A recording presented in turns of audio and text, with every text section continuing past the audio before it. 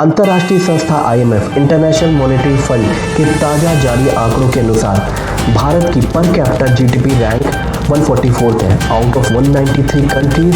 यह rank Zimbabwe, Namibia, Sri Lanka, Bhutan, Nepal, Kenya इन सबसे नीचे है। इन कॉन्ट्रास्ट भारत की राजनीतिक पार्टियों को मिलने वाला चंदा सर्वाधिक है।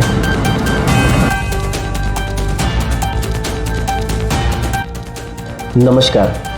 29 सितंबर 2025 को प्रधानमंत्री नरेंद्र मोदी जी ने दिल्ली भारतीय जनता पार्टी की इकाई के प्रादेशिक कार्यालय का उद्घाटन किया।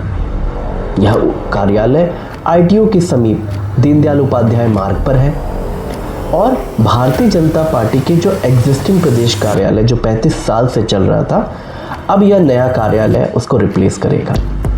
अगर इस कार्यालय को आप देखेंगे, इसमें स्टेट ऑफ आर्ट फैसिलिटीज़ हैं, प्रोजेक्टर्स रूम हैं, बड़े बड़े सेमिनार हॉल्स हैं। एक तरह से कहा जाए तो सारी अत्याधुनिक सुविधाएं से लैस एक प्रादेशिक कार्यालय भारतीय जनता पार्टी को और देश को प्रधानमंत्री नरेंद्र मोदी जी ने समर्पित किया।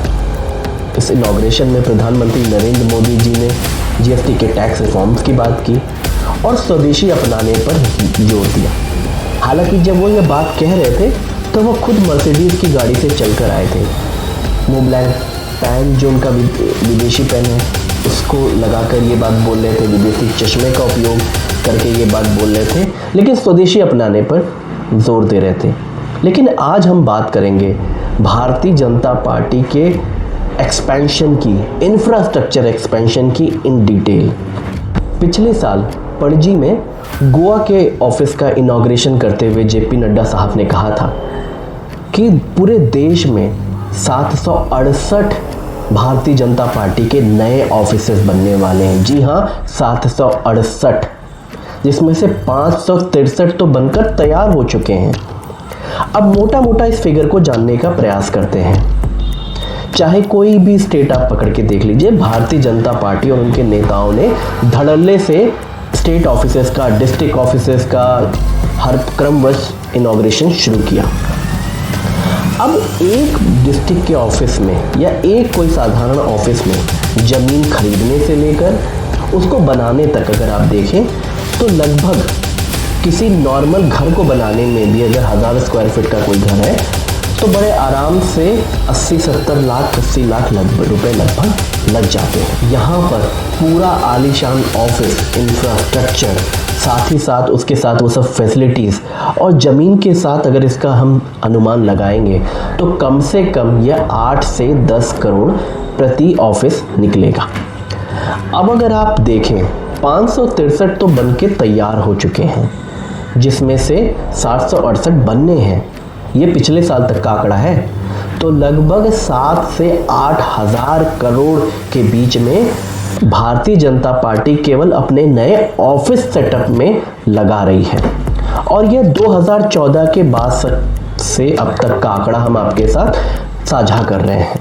प्रधानमंत्री नरेंद्र मोदी जी ने, JP नड्डा साहब ने, अमित शाह जी ने भी इस बात पे बार बार जोर दिया है कि भारतीय जनता पार्टी को हर कैपिटल में और हर एक जिले पर अपना ऑफिस होना है। भारतीय जनता पार्टी के पास इतना धन, इतने रिसोर्सेज आए कहाँ से, इसको भी हम डिटेल में समझने का प्रयास करते हैं। लेकिन एक और फिगर से इसकी तुलना करते हैं। इस देश में, हमारे भारतवर्ष में प्रधानमंत्री जी के कार्यकाल को अगर हम देखें तो हर वर्ष इनका जो शिक्षा पर बजट खर्च है GDP के अनुपात में, वो 4% या उससे कम है। और अगर हम स्वास्थ्य की बात करें तो यह 1.9%, 2% से भी GDP का कम है। एक और आंकड़े से इसको समझने का प्रयास करते हैं। आपने देखा कि किस तरह से इलेक्टोरल बॉन्ड के खिलाफ जिस तरह से सुप्रीम कोर्ट का फैसला आया, उसके बाद स्टेट बैंक ऑफ इंडिया ने जिस तरह से डिटेल्स शेयर की सभी पार्टियों की, जिनको भी इलेक्टोरल बॉन्ड से चंदा मिला था, उससे बहुत सारी चीज़ें खुलकर सामने आ गई। भारतीय जनता पार्टी के अगर डोनेशन का हम एक चार्ट एक साल में पढ़ते हैं तो जो इलेक्शन कमीशन ऑफ इंडिया को जो डेटा सबमिट किया गया था स्टेट बैंक ऑफ इंडिया की तरफ से, उसमें 2023-24 में भारतीय जनता पार्टी को लगभग 3,967.14 करोड़ रुपए प्राप्त हुए थे सिर्फ और सिर्फ इलेक्टोरल बॉन्ड के माध्यम से। 87% का यह जबरदस्त उछाल देखा गया था मात्र केवल एक वर्ष में। अगर हम आप बात कर लें बाकी डोनेशंस की तो लगभग इतना ही 2,243.947 करोड़ रुपए लगभग उनको बाकी सोर्सेस से पैसे आए थे। इस तरह से लगभग 6,000 करोड़ के ऊपर का डोनेशन भारतीय जनता पार्टी को मिला, जिसमें से मैक्सिमम जो कंट्रीब्यूशन था वो इलेक्टोरल बॉन्ड के थ्रू मिला। इस बात को भी कई वीडियो से समझाया जा चुका है किस तरह आज़ाद भारत का सबसे बड़ा घोटाला अगर हम चुनावी चंदे के रूप में कहें तो वो है इलेक्टोरल बॉन्ड। इलेक्टोरल बॉन्ड एक बहुत बड़ा स्कैम था जिसको माननीय सर्वोच्च न्यायालय ने जिसके विपरीत फैसला लेते हुए जिसकी जानकारी आम जो हम सब वोट धारक हैं जो वोट देते हैं उन तक पहुंचाई। इलेक्टोरल बॉन्ड से लिया हुआ यह पैसा किस मशीनरी से किस तहत लिया गया है इसके भी कई सारे विश्लेषण मौजूद हैं। किस तरह 100 करोड़ के घोटाले में फंसी हुई कंपनियों ने चुनावी चंदा देकर अपना नाम उन घोटालों से क्लियर करवा लिया।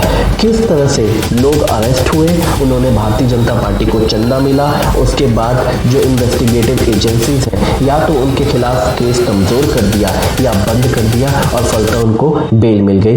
ये सब का विश्लेषण मौजूद है। चाहे यूपी का कोई जिला हो, चाहे तमिलनाडु का कोई जिला हो, कहीं भी आप उठाकर देखेंगे तो आपको इस तरह की न्यूज़ दिखती हुई मिलेगी कि आज इस ऑफिस का इनॉग्रेशन हुआ, आज इस ऑफिस का इनॉग्रेशन हुआ। टाइम्स ऑफ इंडिया की एक और रिपोर्ट आई जिसमें बताया गया किस तरह से गुजरात में 1606 स्कूलों में मात्र एक प्राइमरी टीचर है। जी हाँ, 1606 स्कूलों में एक प्राइमरी टीचर। हमने देखा कि किस तरह से उत्तर प्रदेश में मर्जर के नाम पर हजारों स्कूलों को बंद कर दिया गया। क्या इस तरह के इंफ्रास्ट्रक्चर के साथ, इस तरह के रिसोर्सेज के साथ या यूँ कहें लैक ऑफ रिसोर्सेज के साथ इस तरह का आलीशान ऑफिसेस खोलना किस तरह से जायज़ है? देश की जनता ये सोच रही है, सोचना भी चाहिए और आगे आने वाले समय में अपने नेताओं से जवाब भी लेना चाहिए। जय हिंद, जय भारत। साथियों, YouTube वीडियोस का ये सिलसिला हमेशा इस तरह आप सभी के साथ चलता रहेगा।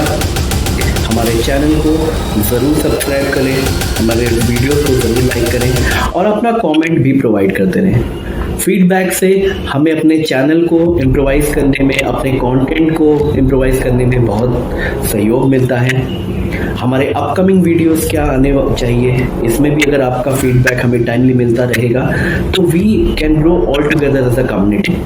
तो इस चैनल के माध्यम से आपके कमेंट्स का हमें इंतज़ार रहेगा, आपके फीडबैक का इंतज़ार रहेगा। हमारे बायो में हमने कम्युनिकेशन डिटेल्स मेंशन है, तो उसका उपयोग करें और हमें अपना फीडबैक बताएं कि हमें अपने चैनल में नेक्स्ट वीडियो किसका आना चाहिए। धन्यवाद।